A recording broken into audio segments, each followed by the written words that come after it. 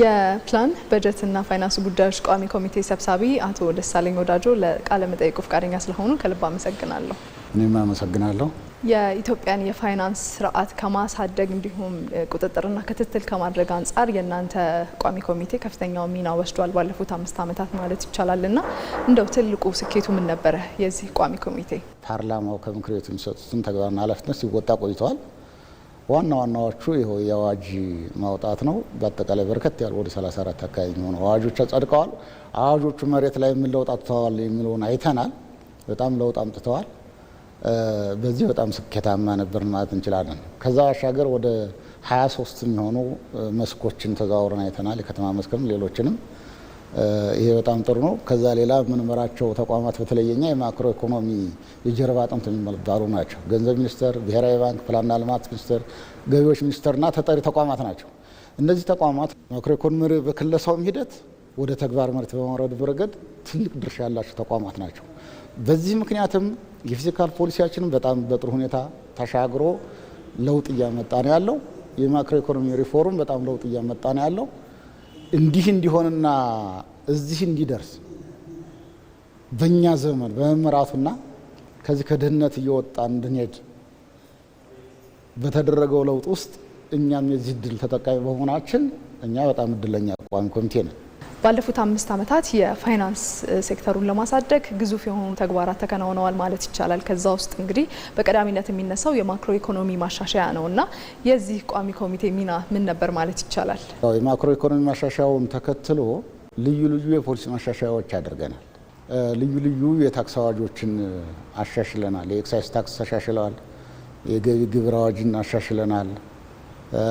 የተጨማሪ እሴት ታክስን አሻሽለናል እና ሌሎችም የንብረት ታክስና የታክስ አስተዳደር አዋጁን ደግሞ አሁን እያሻሻል ነው ያለ ነው። በገቢ አሰባሰብ የተገኘውን ስኬት እያነሱልኝ ነበር። ከዛ ባለፈ ግን የዕዳ ጫናን ለመቀነስ የተሰሩ ስራዎች ምን ነበሩ ማለት ይቻላል? አንዳንዶቹ የብድር ስርዓቱና ሂደቱ ከነበረው ሁኔታ ጋር ግንዛቤ ተይዞ በድርድር እንዲራዘሙና እንዲሸጋሸጉ የማድረግ ስራ እየተሰራ ነው ያለው። በዚህ ትልቅ ስኬትና ውጤት መጥቷል። ገንዘብ ሚኒስቴር ባለፈው ሪፖርት አድርጎልናል። ጥሩ ነው። አንደኛው መንገድ ይሄ ነው። ሁለተኛው ይህን ዕዳ